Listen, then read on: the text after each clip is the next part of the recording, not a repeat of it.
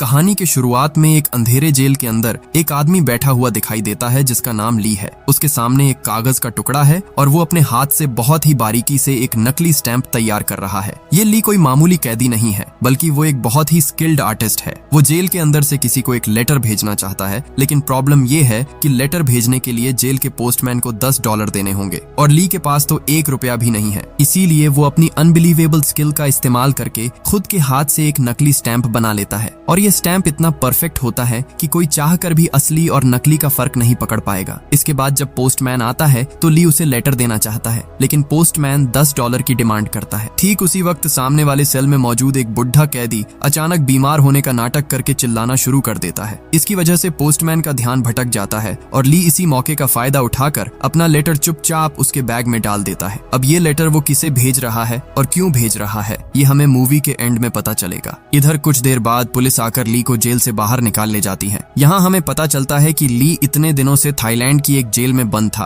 और अब Hong Kong police के इंस्पेक्टर हो उसे अपनी कस्टडी में ले आए हैं। इंस्पेक्टर हो उसे इंट्रोगेशन रूम में बिठाकर एक एक करके उसके खिलाफ लगे सारे चार्जेस पढ़ना शुरू करते हैं। पहला इल्जाम है नकली नोट बनाना। इसके अलावा 2 साल पहले कनाडा के एक हाईवे पर सेंट्रल बैंक की एक गाड़ी पर उसने हमला किया था, जहाँ लगभग 7 गार्ड्स की जान चली गई थी। सिर्फ इतना ही नहीं, इसके बाद शहर में और भी कई अटैक्स हुए थे। पुलिस को शक है कि इन सब के पीछे एक इंटरनेशनल गैंग का हाथ है और ली पर इन सब घटनाओं में सीधे तौर पर शामिल होने का आरोप है। लेकिन ली हमेशा की तरह सारे आरोपों से इनकार करता है। वो बार बार एक ही बात कहता है कि इन सब का मास्टरमाइंड पेंटर नाम का एक बहुत बड़ा माफिया है। हालांकि इस पेंटर का असली नाम क्या है या वो कहाँ मिलेगा, इसके बारे में वो कोई जानकारी नहीं दे पाता। आज भी इंस्पेक्टर हो के सामने पेंटर के बारे में उसके मुंह से कोई काम की बात नहीं निकलती, बल्कि उसके चेहरे पर जबरदस्त खौफ दिखाई देता है। वो रोते हुए कहता है कि पेंटर उसे ढूंढकर मार डालेगा, इसलिए उसे जितनी जल्दी हो सके वापस जेल भेज दिया जाए। इसके बाद पुलिस उसके ब्लड और हेयर सैंपल्स कलेक्ट करके क्राइम स्पॉट पर मिले डीएनए से मैच करती है और रिजल्ट में हर एक सैंपल ली के साथ पूरी तरह मैच हो जाता है। इसका मतलब है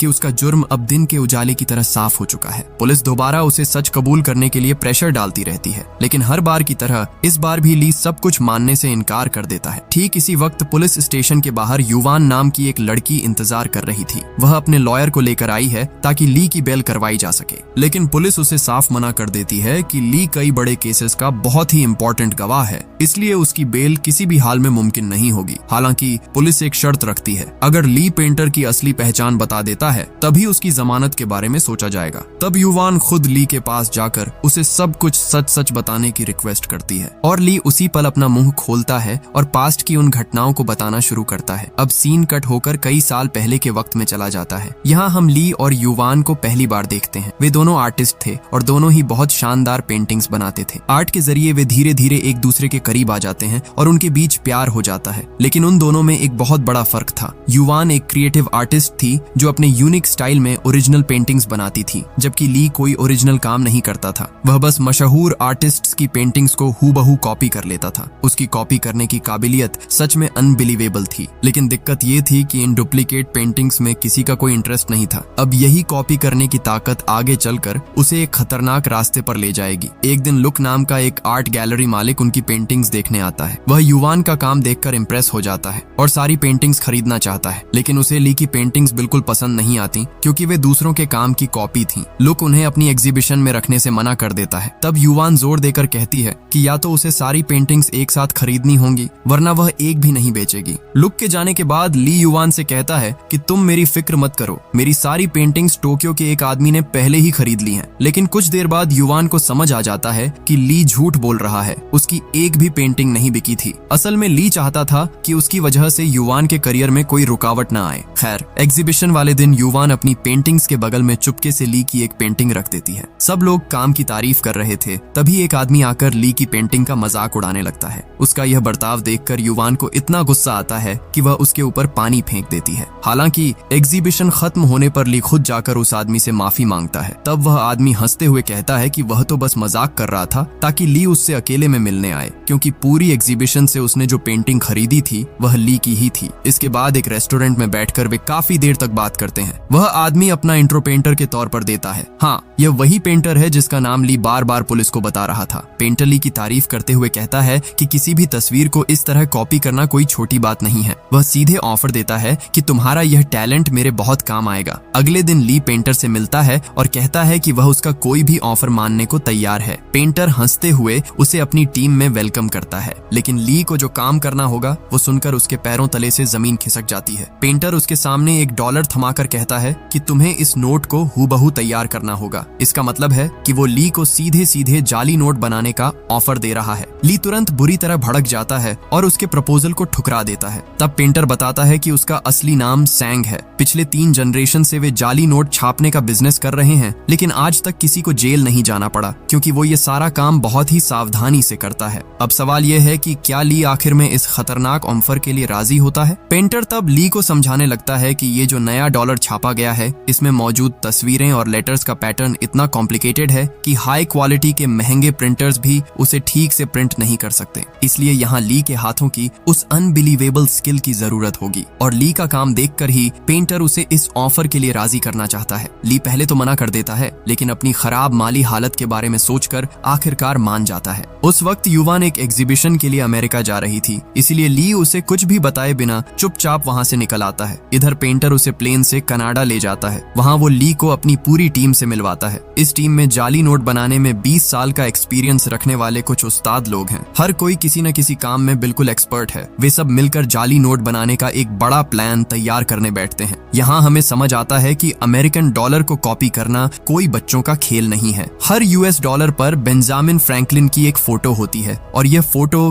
कई बारीक लेयर्स के जरिए बनाई जाती है। फ्रैंकलिन के कॉलर पर छोटे छोटे लेटर्स में यूनाइटेड स्टेट्स ऑफ अमेरिका लिखा होता है। अब नए नोट्स में अमेरिकन सरकार ने और भी कई सिक्योरिटी लेयर्स जोड़ दी हैं, जिसकी वजह से बारीक पेंटिंग या एडवांस प्रिंट के बिना इस नोट को कॉपी करना बिल्कुल नामुमकिन है। सिर्फ इतना ही नहीं, नोट्स में एक खास इंक का इस्तेमाल किया गया है जो एक तरफ से देखने पर पर्पल और दूसरी तरफ से देखने पर गोल्डन दिखाई देती है। इस चीज को मोर इफेक्ट कहा जाता है, यानी इंक में एक कलर चेंजिंग इफेक्ट है। इसका मतलब है कि इस नोट को बनाने के लिए उन्हें असली पेपर और यह खास इंक दोनों का जुगाड़ करना होगा। अब पेंटर की पूरी टीम इन प्रॉब्लम्स के सॉल्यूशन पर दिमाग लगाने लगती है। सबसे बड़ा चैलेंज था वाटरमार्क लगाने का काम। इसके लिए वे पुराने चाइनीज आर्टिस्ट्स की टेक्निक फॉलो करके 3 अलग अलग लेयर्स पर पेंट करने का प्लान बनाते हैं। सबसे बीच वाली लेयर पर बहुत ही बारीकी से वाटरमार्क सेट किया जाएगा और ये पूरा काम ली को अपने हाथों से पूरा करना होगा। अब मेन काम शुरू करने से पहले ली कुछ प्रैक्टिस नोट्स तैयार करता है। वो इतने परफेक्ट तरीके से नोट ड्रॉ करता है कि टीम के सभी लोग उसका काम देखकर पूरी तरह से हैरान रह जाते हैं। इसी तरह कुछ दिन प्रैक्टिस करने के बाद वे अचानक ईस्टर्न यूरोप चले जाते हैं। वहाँ एक नीलामी में पुराने बैंक नोट छापने की मशीन बिक रही थी और वे उसे खरीद लेते हैं। अब सवाल आता है कि असली बैंक नोट जैसा कागज कहाँ से आएगा। तब पेंटर एक कमाल की जानकारी देता है। वो बताता है कि USA सरकार जिस कागज से नोट छापती है, ठीक उसी क्वालिटी के कागज से वे टेलीफोन डायरेक्टरी भी तैयार करते हैं। बस ये बात सुनते ही वे उस डायरेक्टरी के छापे खाने में जाकर मालिक से सीधे 500 टन पेपर खरीद लेते हैं। अब इन पेपर्स को लेकर ली के डिजाइन के हिसाब से जाली नोट छापने का काम शुरू होता है। नीलामी से खरीदी गई उस विशाल मशीन में नोट पर नोट छपने लगते हैं और ये नोट देखने में बिल्कुल असली नोट जैसे ही लगते हैं। लेकिन एक बड़ी प्रॉब्लम अभी भी बाकी थी और वो थी कलर चेंजिंग मोर इफेक्ट। इसके लिए जो खास इंक चाहिए वो सिर्फ सरकारी दफ्तरों के पास ही मिलती है और इस इंक को हासिल करने के लिए पेंटर एक खौफनाक प्लान बनाता है। खैर, पेंटर अपनी टीम के साथ सेंट्रल बैंक की एक गाड़ी पर सीधा हमला बोल देता है। उस गाड़ी में उस कलर चेंजिंग इंक के कई बैरल थे और पेंटर उन्हें ही लूटने आया था। अब न चाहते हुए भी ली को इस काम में उसके साथ जाना पड़ता है। गाड़ी छीनने की कोशिश के दौरान गार्ड्स गोलियां चलाना शुरू कर देते हैं और जवाब में पेंटर की गैंग भी पलटवार करती है। इस भीषण गोलीबारी के बीच बेचारा ली बुरी तरह फंस जाता है। तभी एक गार्ड अचानक ली की तरफ बंदूक तान देता है, लेकिन ठीक उसी वक्त पेंटर आकर उस गार्ड को गोली मारकर खत्म कर देता है। इसके बाद पेंटर बम फेंककर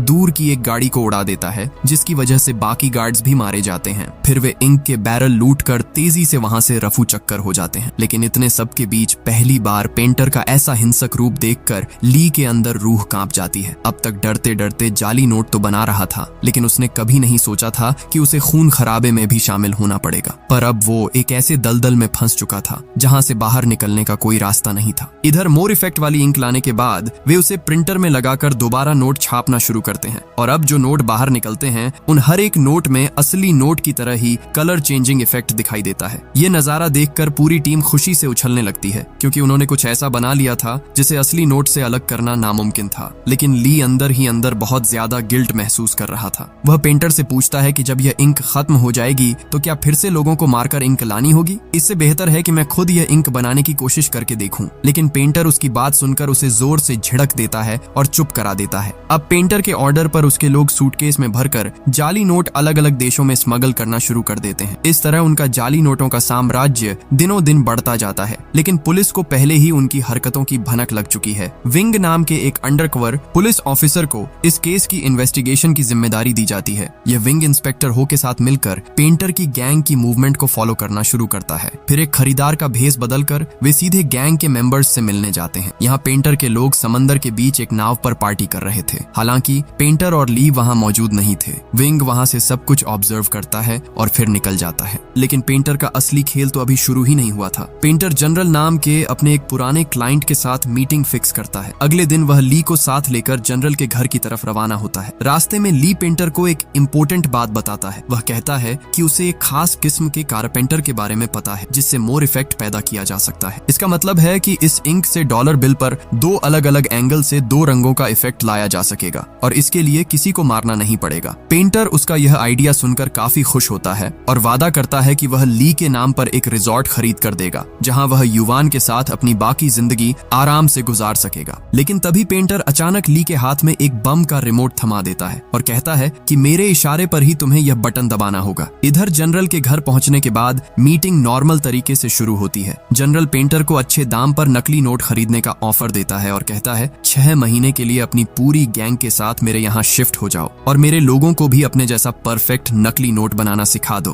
फिर जनरल हंसते हुए कहता है अगर तुम्हारे पिता जिंदा होते तो वे इस डील के लिए तुरंत मान जाते। यह बात सुनते ही पेंटर के चेहरे के हाव भाव भयानक तरीके से बदल जाते हैं। वह धीरे से कुर्सी से उठकर जनरल के पास जाता है और उसके कान में फुसफुसाते हुए कहता है 7 साल पहले तुमने ही मेरे पिता का खून किया था। यह सुनकर जनरल समझ जाता है कि पेंटर यहाँ बिजनेस करने नहीं बल्कि बदला लेने आया है। पेंटर अपनी शर्ट खोलकर दिखाता है कि उसकी पूरी बॉडी पर बम बंधे हुए हैं। फिर वह चिल्लाकर ली को रिमोट का बटन दबाने के लिए कहता है, लेकिन डर के मारे थर थर कांप रहा ली अपना हाथ तक नहीं हिला पा रहा है। पेंटर के और भी जोर से डांटने पर ली के हाथ से रिमोट जमीन पर गिर जाता है और गिरते ही उसका स्विच दब जाता है। लेकिन धमाका पेंटर की बॉडी पर बंधे बमों से नहीं होता क्योंकि वे तो नकली थे। असल में ब्लास्ट बाहर पार्क की हुई पेंटर की गाड़ी में होता है। मतलब क्या ही बोलूं, यह आदमी अपनी गाड़ी में पूरा का पूरा बम लेकर घूम रहा था। धमाके के जोरदार झटके से जनरल के कई लोग वहीं ढेर हो जाते हैं। बाकी लोग दौड़ कर आते हैं और पेंटर पर गोलियां चलाने लगते हैं। लेकिन पेंटर दोनों हाथों में 2 पिस्टल लेकर ऐसे स्टाइल में गोलियां चलाता है कि एक के बाद एक लोग जमीन पर गिरने लगते हैं। लेकिन यह तो बस शुरुआत थी क्योंकि जनरल भी कोई कच्चा खिलाड़ी नहीं था,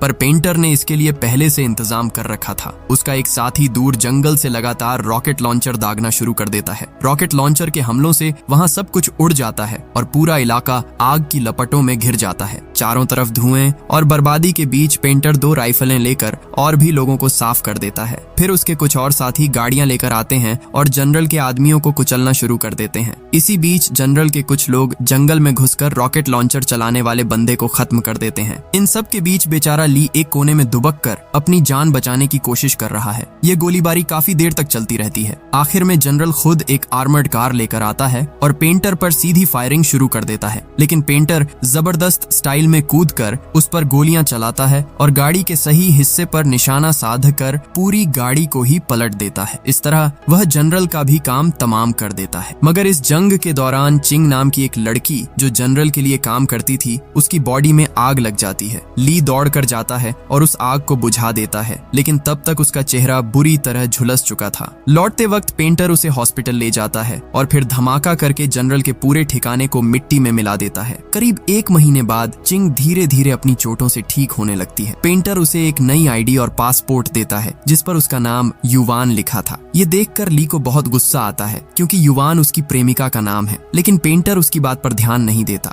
इस तरह नई पहचान के साथ चिंग पेंटर की गैंग में शामिल हो जाती है और धीरे धीरे ली की तरफ अट्रैक्ट होने लगती है। हालांकि ली इन सब बातों को ज्यादा भाव नहीं देता। इसी बीच एक दिन वे सब मिलकर युवान का आर्ट शो देखने जाते हैं, जहां पेंटर ली से कहता है कि उसने उसके लिए रिजॉर्ट का इंतजाम कर दिया है। अब वो युवान के साथ सुख शांति से अपनी जिंदगी गुजार पाएगा। लेकिन ली दुखी होकर कहता है कि क्या युवान को एक क्रिमिनल के खरीदे हुए रिजॉर्ट में रहना पसंद आएगा। ठीक तभी उन्हें पता चलता है कि युवान उस आर्ट गैलरी के मालिक लुक से शादी करने जा रही है। असल में ली ने काफी दिनों से युवान से कोई कांटेक्ट नहीं रखा था, जिसकी वजह से युवान ने उसका और इंतजार नहीं किया और लुक के साथ रिलेशनशिप में आ गई। यह खबर जानने के बाद ली चुपचाप गैलरी से बाहर निकल आता है और पेंटर को बताता है कि वह और चिंग अब यह गैंग छोड़ना चाहते हैं। पेंटर बुरी तरह भड़क कर उसे गालियां देता है और कहता है कि इंक बनाने का काम खत्म करके ही वह यहाँ से जा सकता है। इधर वह अंडरकवर ऑफिसर विंग अब भेस बदलकर सीधे पेंटर से मिलना चाहता है, लेकिन पेंटर के मन में पहले से ही शक था। वह छानबीन करके पता लगाता है कि अंकल यान नाम के उसके एक गैंग मेंबर ने एक घड़ी खरीदी है और उसे खरीदने के लिए उसने उनके अपने बनाए हुए जाली नोटों का इस्तेमाल किया है, जबकि पेंटर की गैंग का सख्त रूल है कि कोई भी खुद के जाली नोटों से कुछ भी नहीं खरीदेगा। इसका मतलब था कि यान ने रूल्स तोड़े हैं और उसकी इसी गलती की वजह से पुलिस को उनकी हरकतों का पता चल गया है। इसी वजह से पेंटर यान को सजा देना चाहता है। यान उसके सामने गिरकर गिड़गिड़ाने लगता है और अपनी पत्नी और बेटी की जान की भीख मांगता है, क्योंकि पेंटर का एक और खौफनाक नियम है, अगर कोई गलती करता है तो उसके परिवार को भी खत्म कर दिया जाता है। लेकिन पेंटर यान की रोने धोने वाली बातों पर ध्यान नहीं देता और ठंडे दिमाग से सीधे उसे गोली मार देता है। यह बेरहम कत्ल देखकर ली खुद पर काबू नहीं रख पाता। वह तुरंत पेंटर पर झपट पड़ता है, लेकिन पेंटर उसके कान के पास से गोली चला देता है और उसके चेहरे पर एक जोर का मुक्का जड़ देता है। इधर विंग दोबारा भेस बदलकर पेंटर से मिलने आता है, लेकिन पेंटर को उसके सारे प्लान पहले से पता थे, इसलिए बात करने के दौरान वह अचानक ली से कहता है कि वह विंग को गोली मार दे। लेकिन इस बार भी ली अपनी जगह से हिल नहीं पाता। आखिर में पेंटर खुद ही विंग को गोली मारकर खत्म कर देता है। इसके बाद वह ली पर और भी ज्यादा भड़क जाता है और उसके सामने कुछ ऐसा रिवील करता है जिसे सुनकर ली के पूरे शरीर में ठंडी लहर दौड़ जाती है। पेंटर दिखाता है कि उसने युवान और उसके होने वाले पति लुक को इस वक्त बंधक बना रखा है, यानी इस आदमी ने किसी तरह युवान और लुक को किडनैप कर लिया था, सिर्फ ली को ब्लैकमेल करने के लिए। पेंटर ली को सीधे लुक पर गोली चलाने के लिए कहता है, लेकिन ली इसके लिए बिल्कुल राजी नहीं होता। वह उल्टा पेंटर पर ही पिस्तौल तान देता है। इसी दौरान ट्रिगर दबने से अंधाधुंध गोलियां चलती हैं, जिसमें लुक मारा जाता है। इसके बाद पेंटर और ली के बीच एक जबरदस्त गन फाइट शुरू हो जाती है। इसी दौरान चिंग आकर पेंटर के आदमियों को एक के बाद एक खत्म करने लगती है। आखिर में ली सीधे पेंटर के सीने में गोली मारकर उसे भी खत्म कर देता है। इधर ली युवान को बचाना चाहता है, लेकिन चिंग युवान को जान से मारने की धमकी देकर उसे रोक देती है। असल में चिंग ली की तरफ काफी अट्रैक्ट हो गई थी, इसलिए वह किसी भी हाल में युवान को ली के पास नहीं जाने देना चाहती थी। ली के पास और कोई रास्ता नहीं बचता, इसलिए वह युवान को वहीं छोड़कर वहां से निकलने पर मजबूर हो जाता है। इसके बाद वह पैसों का बैग लेकर उसी रिजॉर्ट में चला जाता है जो पेंटर ने उसके लिए खरीदा था। अगली सुबह ली अखबार में पढ़ता है कि पुलिस को पेंटर की डेड बॉडी नहीं मिली है। तब उसके दिमाग में एक ही ख्याल आता है कि शायद पेंटर मरा नहीं है और वह युवान को मारकर बदला लेगा। इसलिए ली युवान को बचाने के लिए तेजी से निकलता है, लेकिन इसी बीच रास्ते में पुलिस आकर उसे अरेस्ट कर लेती है। यानी इसके बाद जो हुआ वह हमने मूवी की शुरुआत में देखा था। पुलिस ली के सामने शर्त रखती है कि अगर वह पेंटर के बारे में सारी जानकारी देगा तभी उसे जमानत मिलेगी, और जिस युवान को ली छोड़कर आया था वही युवान उसे बचाने आई है, क्योंकि ली ने जेल से लेटर लिखकर उससे माफी मांगी थी। याद है मूवी की शुरुआत में नकली स्टैंप लगाकर लेटर भेजने वाली बात? वह लेटर असल में इसी युवान को भेजा गया था। इधर युवान की सलाह पर ली पेंटर के बारे में शुरू से लेकर अंत तक सब कुछ पुलिस को सच सच बता देता है। पुलिस उसे पेंटर का एक स्केच बनाने के लिए कहती है, जिसके बाद उसकी जमानत हो जाती है और पुलिस उसे एक होटल में ले जाकर छोड़ देती है। वहाँ ली युवान से माफी मांगता है और उनके बीच एक रोमांटिक पल बीतता है। ठीक उसी वक्त इंस्पेक्टर हो को पुलिस की वर्दी पहने एक आदमी दिखाई देता है, जिसका चेहरा ली के बनाए हुए पेंटर के स्केच से हूबहू मिलता है। और मजेदार बात यह थी कि वह आदमी पुलिस की वर्दी पहनकर खुद पुलिस स्टेशन के अंदर जा रहा था, इसीलिए वो अपनी टीम के साथ मिलकर उसे तुरंत अरेस्ट कर लेता है। सबको लगता है कि देश का मोस्ट वांटेड क्रिमिनल आखिर पकड़ा गया, लेकिन वह आदमी हैरान होकर चिल्लाता है, मैं क्रिमिनल कब से हो गया? मैं तो एक मामूली पुलिस कांस्टेबल हूँ। जब वह अपनी आईडी दिखाता है तो इंस्पेक्टर हो का चेहरा सफेद पड़ जाता है, क्योंकि अब उसे समझ आ जाता है कि ली ने उन सबको इतनी देर से बेवकूफ बनाया है। लेकिन यकीन मानिए, असली सच तो अभी बाकी है और ये इतना चौंकाने वाला है कि आप दंग रह जाएंगे। क्या आप अभी तक बात समझ पाए? इतनी देर से जिस भयानक पेंटर की कहानी सुनाई जा रही थी, वह पेंटर असल में कोई और नहीं बल्कि खुद ली है। जाली नोट डिजाइन करने से लेकर सेंट्रल बैंक की गाड़ी पर हमला करने और जनरल के ठिकाने पर नरसंहार करने तक ये सब कुछ उसने अकेले ही अंजाम दिया था। लेकिन खुद को बचाने के लिए उसने पुलिस के सामने बहुत ही मासूम बनकर पेंटर नाम का एक काल्पनिक किरदार खड़ा कर दिया, और जिस बेचारे पुलिस कांस्टेबल को उसने गिरफ्तारी के वक्त ड्यूटी पर देखा था, उसी का चेहरा उसने पेंटर के स्केच के तौर पर बना दिया। सोचिए, पूरी मूवी के दौरान हमें लगा कि ली एक मासूम आर्टिस्ट है जिसे जबरदस्ती इस जुर्म में घसीटा गया, जबकि वही इस पूरे ऑपरेशन का असली मास्टरमाइंड था। सिर्फ इतना ही नहीं, और भी भयानक सच ये है कि चीन से आने के बाद ली की युवान से कभी मुलाकात ही नहीं हुई थी। जो लड़की उसे बचाने पुलिस स्टेशन आई थी और जिसके साथ वह होटल में था,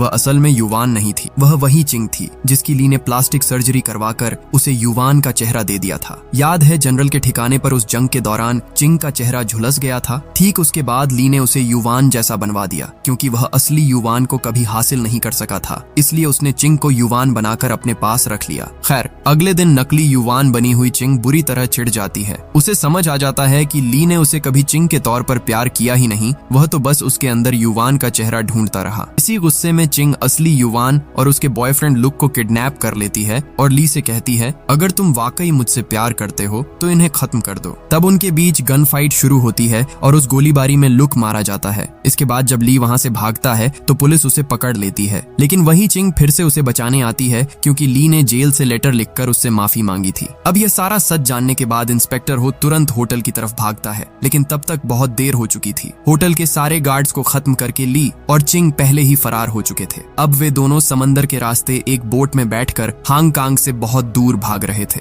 लेकिन तभी चिंग अचानक एक ऐसी बात बताती है जिसे सुनकर ली का दिल टूट जाता है। चिंग बताती है कि वह जानबूझकर बोट को गोल गोल घुमा रही है और यहाँ आने से पहले उसने एक लाइटर पर बोट का नंबर लिख दिया था ताकि पुलिस उन्हें आसानी से ढूंढ ले। अब इसका कारण क्या था? क्योंकि चिंग समझ गई थी कि ली उसे कभी प्यार नहीं करेगा, वह सिर्फ उसके चेहरे में बसी युवान से प्यार करता है। यानी चिंग भी अब ली से बदला लेना चाहती है। तभी ली देखता है कि पुलिस ने उन्हें चारों तरफ से घेर लिया है। वह तेजी से बोट चलाकर भागना चाहता है, लेकिन चिंग ने बोट में पहले से ही एक्सप्लोसिव्स छिपा रखे थे। वह ट्रिगर दबा देती है और एक जोरदार धमाके के साथ पूरी बोट आग के गोले में बदल जाती है। आखिर में वह आग उन दोनों को निगल लेती है। ली की मौत के बाद इंस्पेक्टर हो असली युवान के पास जाता है। वह उसे बताता है कि उन्होंने पेंटर की पहचान कर ली है। अब युवान को तो यह पता ही नहीं था कि ली ही असली पेंटर है, क्योंकि किडनैप के वक्त उसकी आंखों पर पट्टी बंधी थी। जब इंस्पेक्टर हो उसे ली की फोटो दिखाता है तो वह कहती है, हाँ, मैं इस आदमी को जानती हूँ, ये कभी मेरा पड़ोसी हुआ करता था। इसका मतलब ये है कि ली और युवान के बीच कभी कोई रिश्ता था ही नहीं। उसका प्यार पूरी तरह से एक तरफा था और उसने कभी युवान से अपने दिल की बात भी नहीं कही थी। वह उसके लिए इतना ऑब्सेस्ड था